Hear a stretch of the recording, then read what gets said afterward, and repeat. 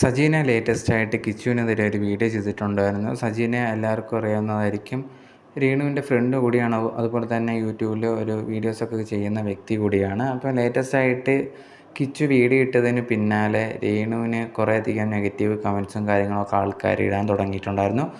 ഇതിന് ശേഷമാണ് ഈ ഒരു സജീന ഉണ്ടെങ്കിൽ കിച്ചുവിനെതിരെ വീഡിയോ ഇട്ട് വന്നേക്കുന്നത്. നീ ഇങ്ങനെ പറയാൻ പാടില്ലായിരുന്നു, കുറേയധികം പേരുണ്ടെങ്കിൽ രേണുവിനെ തകർക്കാൻ വേണ്ടി ശ്രമിക്കുകയാണ്, അതിൻ്റെ കൂടെ നീയും കൂടെ കൂടിയത് ഒട്ടും ശരിയല്ല. ഇപ്പം നീ വിചാരിക്കുക എല്ലാവരും നിന്നെ സപ്പോർട്ട് ചെയ്യുമെന്ന്. പക്ഷെ നിന്നെ സപ്പോർട്ട് ചെയ്യുന്നത് എന്തിനാണെന്ന് വെച്ച് കഴിഞ്ഞാൽ രേണുവിനെ തകർക്കാൻ വേണ്ടിയിട്ടാണ്. നീ ഉണ്ടെങ്കിൽ അതിൽ ചെന്ന് ആ ഒരു കുഴിയിൽ ചെന്ന് വീണിരിക്കുകയാണ്.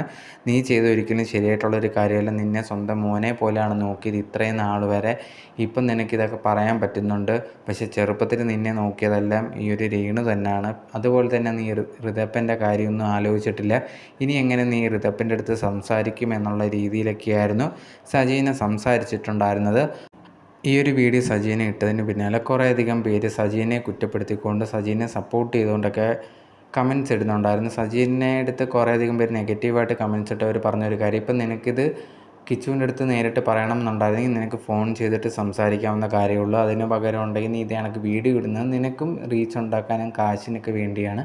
എന്നിട്ട് നീ ഉണ്ടെങ്കിൽ ഇപ്പോൾ കിച്ചുവിനെ കുറ്റം പറയുന്നത് എന്തിനാണ് എന്നുള്ള രീതിയിൽ സജീനയ്ക്കെതിരെ കുറേയധികം പേര് നെഗറ്റീവായിട്ട് കമൻറ്റ് ഇട്ടിട്ടുണ്ടായിരുന്നു. അതേ സമയത്ത് സജീന പറയുന്നത് സത്യമാണ് എന്നുള്ള രീതിയിൽ കുറേയധികം പേര് സപ്പോർട്ട് ചെയ്തുകൊണ്ടും കമൻറ്റ് ഇടുന്നുണ്ടായിരുന്നു.